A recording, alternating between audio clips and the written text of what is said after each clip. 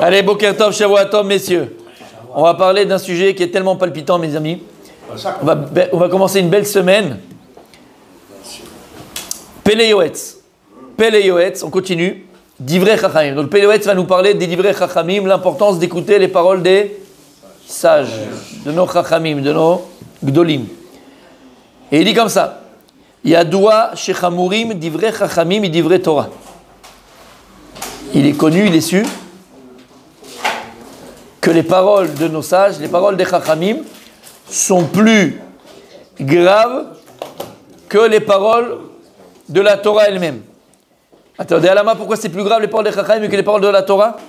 Shekol haover al divrei Chachamim chayav mita. La Gemara dans Brachot Davdalet Amudet Eli. Que tout celui qui enfreint la parole des Chachamim, chayav mita. Il y a plein de mitzvot dans la Torah, ou averot dans la Torah, d'accord, des choses que tu ne fais pas ou que tu ferais mal, il ne faudrait pas le faire. Tu n'es pas chayav mita. Tu as mal coup, tu dois payer, tu dois rembourser, d'accord? Là, on ne te dit pas ça. Tout celui qui transgresse la parole des Chachamim, chayav mita bidei shamayim. Chayav mita. Il doit être tué du ciel. Du ciel, il doit être tué. Ve'en be'avon rabim ma'amaretz mekilim. Ve'ovrim al divrei Chachamim. Biotam Chachamim be'menehem. Et il dit combien d'ignorants, malheureusement, transgressent cette injonction de ne pas transgresser les paroles de nos sages. Mais lama, parce qu'eux-mêmes se prennent pour des sages. Pour des lumières. Pour des lumières. Si je peux me permettre une petite parenthèse. Petite parenthèse. Je me rappelle quand j'étais jeune, parce que ça commence au prendre de l'âge. Oui. Quand j'étais jeune, j'étais pas, on va dire, moins religieux que ça, d'accord?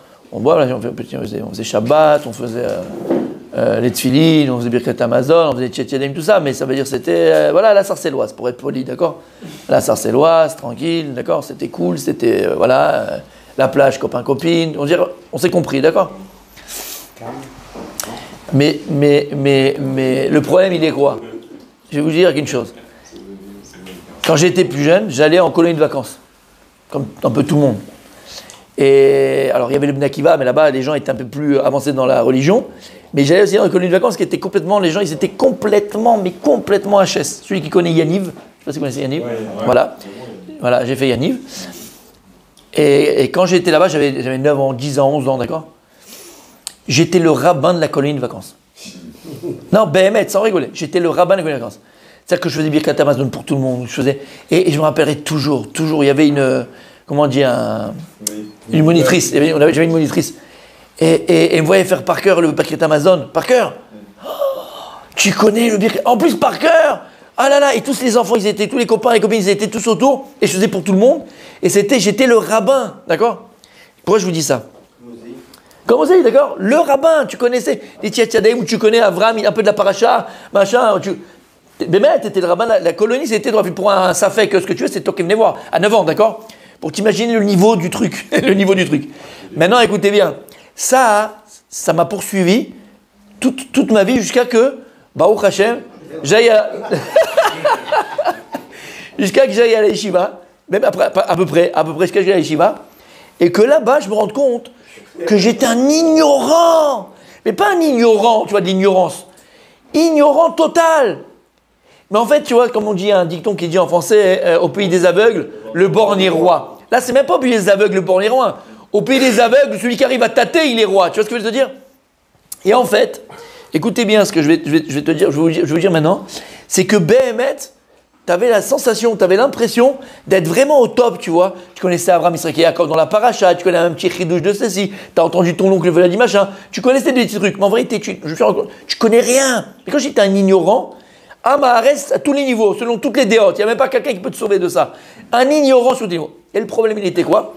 Le problème, il est que Béhémet, je vous assure, c'était une sensation comme ça, de croire, je pensais vraiment sincèrement que j'étais au top, que je connaissais. Non, parce que pourquoi je n'étais pas déséquilibré, mais je pensais que je connaissais, quoi, tu vois, et que j'étais vraiment, que ce qu'on faisait c'était bien. Pourquoi je vous dis ça? Parce que quand je venais en vacances en Israël, j'avais des oncles qui étaient mamash, religieux, Baruch Hashem, à fond la caisse, un qui étudiait à Mir, machin, et les enfants, donc t'imagines dans quelle éducation et tout. Et quand j'allais dans leur quartier, qui était un quartier ultra religieux à Jérusalem, tu vois,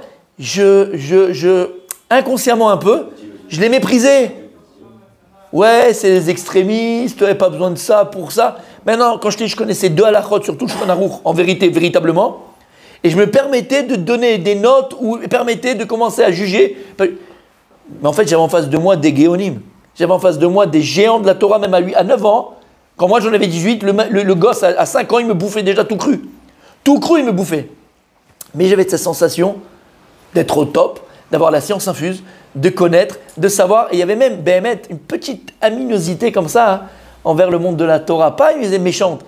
Mais tu vois ce que je veux te dire? Ceux-là, ils sont trop extrémistes, tu vois. Ils sont trop... Mais en fait, non, ils sont normaux. Ouais, mais... Et un dédain, un certain dédain, exactement. Et en réalité, c'est ça.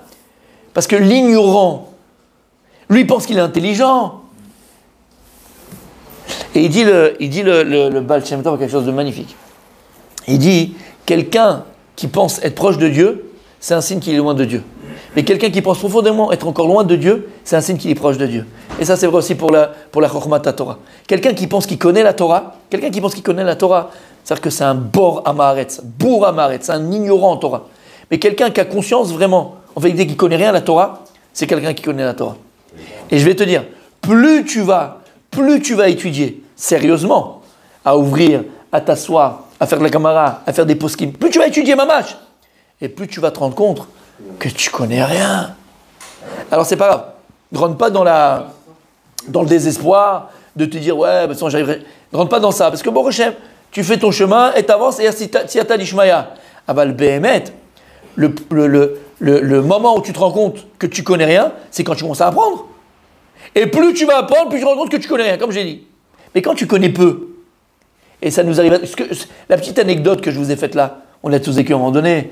Tu es retourné en France, tu as la famille qui est à l'ouest, toi tu es le soir de Pessah, tu connais Tzfardéa, la truc qu'il a tapé parce qu'il a grosse machin.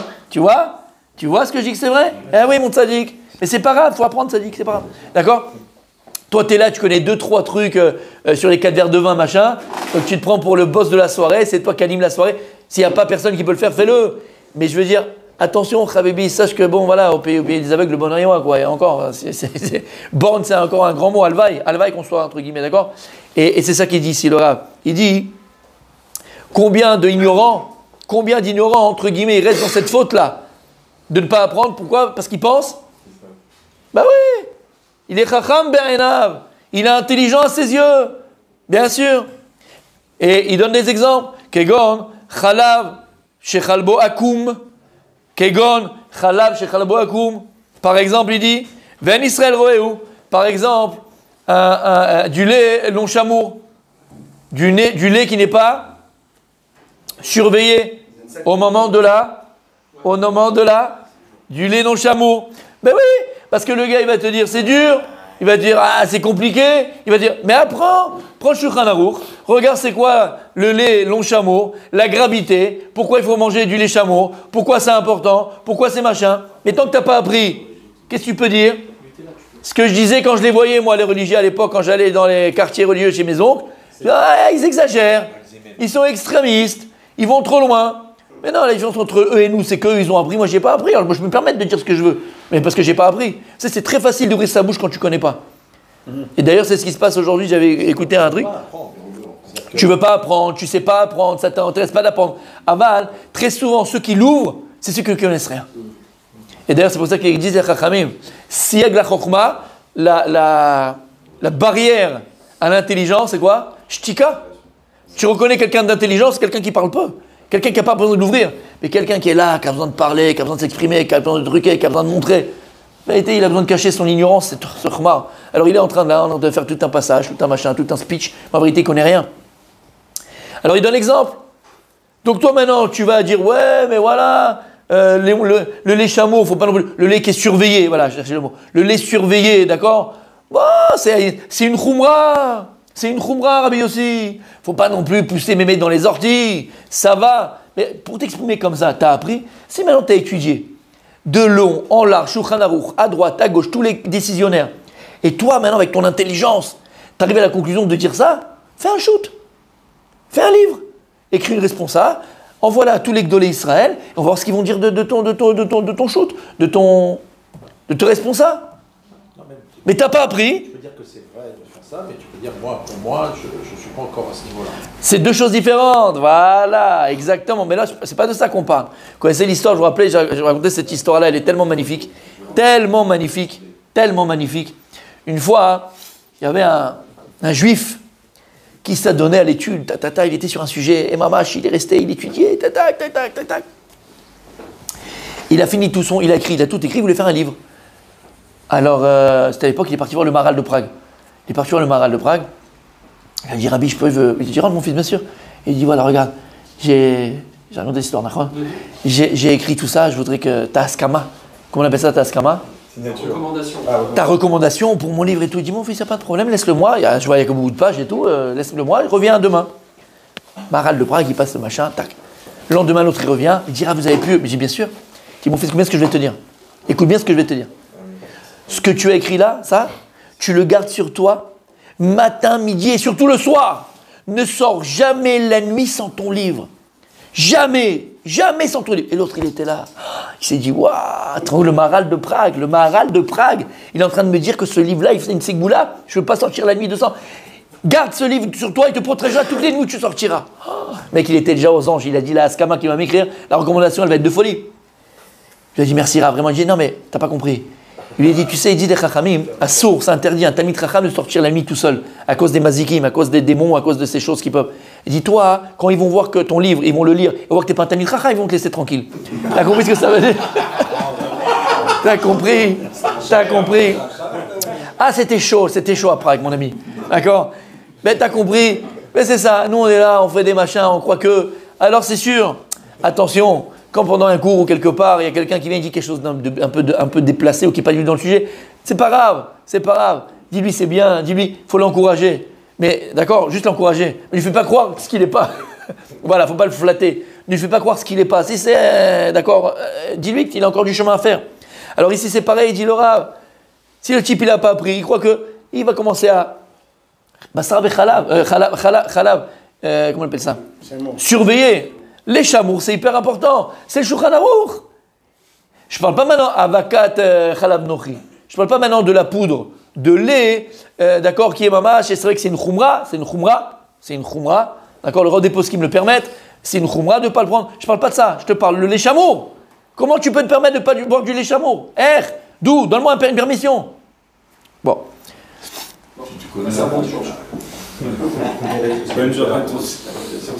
Et il dit... Velu chachmu yaskilu shikol divrei chachamim chaim vekayamim en laim bitul olamit velo natnu torat kol echad beyado. Et il dit si la personne elle savait que les divrei chachamim elles sont là et ils sont vivants, même des paroles qu'on dit il y a 500 ans, il y a 1000 ans, il y a 2000 ans par Rabbi Akiva, chaim vekayam. Vous savez que c'est une marloquette dans la... Alors c'est une marloquette, je l'avoue, d'accord, c'est une marloquette, une discussion dans la halakha de savoir, par exemple, vous savez que la Gemara elle dit, c'est halachique, c'est halakha, on n'a pas le droit d'utiliser un liquide, de l'eau, de l'huile, tout ce qui est liquide, qui est resté découvert la nuit. On ne peut pas après le consommer. Ça, c'est la Gemara. Beaucoup de poskim, contemporains, il y a 200 ans, 500 ans jusqu'à aujourd'hui, disent que tout ce que la Chachamim ont dit, on n'a pas le droit d'utiliser un liquide découvert pendant la nuit. C'est uniquement à l'époque de la Gemara. Lama, la Gemara donne la raison. Parce qu'à l'époque, il y avait les serpents, exactement. Et de peur qu'un serpent, il ait bu là-bas, il ait mis son venin, et après la personne, elle se met en danger. Mais puisqu'aujourd'hui, les maisons, elles sont fermées, il n'y a plus les serpents, il n'y a plus les scorpions, maintenant on est dans des immeubles, c'est plus doux comme avant, hein. Alors, puisque la raison n'existe plus, ce serait permis. Et il y a aujourd'hui, je vous le dis, des poskim qui permettraient d'utiliser des liquides qui sont restés découverts la nuit, d'accord, sans problème. Mais il y a des poskim qui te disent non. Tu dis pourquoi? Parce qu'il y a un klal. Le klal, il est que Chachamim, bien sûr qu'ils ont parlé, les Chachamim dans la Torah, les sages dans la Torah ou dans la Gemara, ils ont donné une raison. Cette raison, c'est la raison dévoilée. Mais derrière cette raison, il y a aussi une raison qui est cachée. Et donc, c'est pas parce que la raison qui est dévoilée n'existe plus que la raison cachée des Chachamim, des sages, n'existe plus. Et donc, il y a beaucoup de poskim qui disent que même aujourd'hui, même s'il n'y a pas la raison du serpent, il y a autre chose qui fait que on ne peut pas utiliser un liquide qui est resté la nuit. Et beaucoup, donc, ont l'habitude de ne pas utiliser un liquide la nuit. Mais de là, on voit quoi? Divrei chachamim, chaim et kayamim. Les paroles des sages, même qu'on dit il y a 2000 ans, chaim et kayam, à d'aujourd'hui, jusqu'à aujourd'hui, elles existent. Elles ont un pouvoir. Elles ont une portée. Al tezalzel. Ve'over al divrehem. Et tout celui qui transgresse les paroles des chachamim, av shefi ha'emet yeh achalav mi bema teora. Bien, si maintenant, be'emet, tu viens me dire quoi? Oui, mais tu sais, en France, la législation, elle est tellement pointilleuse. Le Rav Moshe Feinstein, aux États-Unis, il a permis le lait. Lama, parce que aux États-Unis, il avait vu que la législation, elle est tellement dure que s'il se fait attraper le type, c'est à vie qu'il ne peut plus jamais travailler dans ce domaine-là, que les gens ne s'amusent pas. C'est quoi le problème du halab? C'est qu'on ait peur que le lait provienne d'un animal impur. On ne peut pas boire du lait d'une cochonne. Francis. On ne peut pas boire du lait aussi, d'accord, d'une chamelle. On ne peut pas boire du lait, d'accord.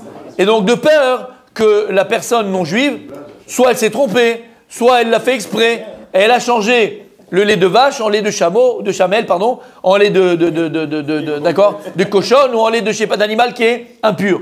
D'accord? Ok. Bien sûr, bien sûr. Non, je ne l'ai pas lu, mais je sais. Mais on n'est pas... Bon, bref. Et il dit le Rav, et même si maintenant, Béhémet, on est sûr et certain que tu as pris du lait qui n'était pas surveillé, mais on sait très bien que ce lait-là, il était d'un animal théora, d'une vache. Mamash, on sait. Malgré tout, ça dit. Yesh omrim deu keochel nevelot ou trefot. Il y en a qui pensent que c'est comme s'il mangeait nevelo et trefot. Pourquoi? Parce qu'il a transgressé les paroles des chachamim. Que pour ça. Ven la noël a divrei chachamim. Chez milvad atam les filles apshat, ce que je vous ai dit avant. Voilà, lui aussi, il le dit, le Péléouetz. Même que tu as maintenant la raison dévoilée, parce qu'on n'a pas le droit de boire du lait d'un animal impur. Yesh ben kamat tsifuner sodot. Sache que dans cela, en vérité, il y a des secrets, des alpisod à Torah. C'est pas simplement pour la vache impure, le machin. Il y a des secrets. Et si Chachamim, ils ont dit ce qu'ils ont dit, c'est parce qu'il y a des secrets dedans. Vetamin bezé. Et il faut y croire, faut avoir la émouna. Divrei Chachamim, divrei emet. Vetumat yesharim tanchem. Shelo lasum divrei yamin usmol bisurin vetakanot vizerot vetzot tovot amefrazot betalmud. Ki ruach Hashem diber bam. Et il dit, ne viens pas commencer, toi, à essayer de flirter à droite ou à gauche et t'écarter des paroles des Chachamim en essayant de trouver des permissions ou pas des permissions, de peut-être des commandes, des machins, de flirter avec l'inverse de ce que les Chachamim te disent. Et il termine, il dit comme ça, Veshomé alahem, Ishkon betach veshaket vesha'anan mipachatra, vimatse chen vesechel tov ben Elokim ve'adam. Mais celui qui a toujours l'habitude d'écouter les paroles des Chachamim, Ishkon betach, il demeurera betach. C'est quoi? Avec confiance, betach, avec assurance. Vesheket, qui veut pas sheket dans sa vie? Sheket, avec tranquillité. Vesha'anan, sha'anan. Sha'anan, c'est encore un synonyme de tranquillité, mais là, on est au summum de la tranquillité, sans aucune peur. V'imtsachen besechel tov ben Elokim ve'adam. Et tu trouveras toujours grâce aux yeux des hommes et aux yeux de Dieu. וכבר ידי עשתה וכוחי קמצם דבריהם המפוזרים בתלמוד וזוהר הקדוש מדרשים ושאר ספרים כיד השם הטובה עליי בקונטרסט אורות אלים. Et il dit, j'ai écrit un autre livre, Orot Elim du Péléouetz, où là-bas j'ai ramassé tous les divrei chachamim, toutes les paroles des sages qui sont importantes dans la vie, qui sont importantes pour nous. Regarde là-bas, il dit, Ashri Adam shomea li lishkod al daltot kuntrase al niska, ishma chacham beyosef lekach velo ya'avor, ki ha'over al divreihem kedai ulachuv benafsho. ואפילו אין בידו עוון רק זאת שלא שמע דבריהם והצעתם הטובה. ומצוות לשמוע דבריהם ראויה היא שתגן עליו ויצליח בכל דרכיו. Et il dit le Rav, d'accord, chas v'shalom, une personne qui a transgressé les paroles des Chachamim, même s'il a fait toutes les mitzvot de la Torah, mais il n'y a que ce avon-là, que ce péché-là qu'il a entre les mains, c'est maspik, chas v'shalom, pour lui amener des problèmes. Et il dit au contraire, on a une mitzvah d'écouter les paroles Chachamim. Et tout celui qui écoute les paroles Chachamim, chez Tagen Alav, il a une protection sur lui. Il est protégé. Et il réussira dans tous ses chemins, ses projets, dans tout ce qu'il entreprendra. Alors, Béhémet, c'est le premier moussard pour nous. Combien de fois, des fois, on dit oui, mais là, c'est peut-être exagéré. D'accord? Quand le rabbi, il y a 30 ans et 40 ans et 50 ans, il a dit de ne pas donner une portion de la terre d'Israël. Rien. Comment tu vas rendre notre terre? On va la donner. Dieu nous l'a donnée. Qui on est nous pour pouvoir la spolier comme ça et la donner en cadeau à nos ennemis? On a vu ce que ça a fait. On est parti en 2005, regarde ce que ça a fait. On a perdu du temps. Parce que maintenant, on fait rentrer des soldats et nos enfants ils sont en train de mourir à Gaza. D'accord? Pourquoi on est parti de là-bas? Pourquoi tu n'as pas écouté? Il y a une vidéo du Rabbi Yosef par rapport à Gush Katif, où là-bas, il supplie le gouvernement, il supplie l'armée, il supplie de ne pas partir, de ne pas faire cette erreur. Et il dit bidou ce qui se passe aujourd'hui. Bidiouk. Bidiouk. Divrei chachamim. Divrei chaim. Quelqu'un qui a l'intelligence d'écouter les divrei chachamim, il s'attache bémet à la vie.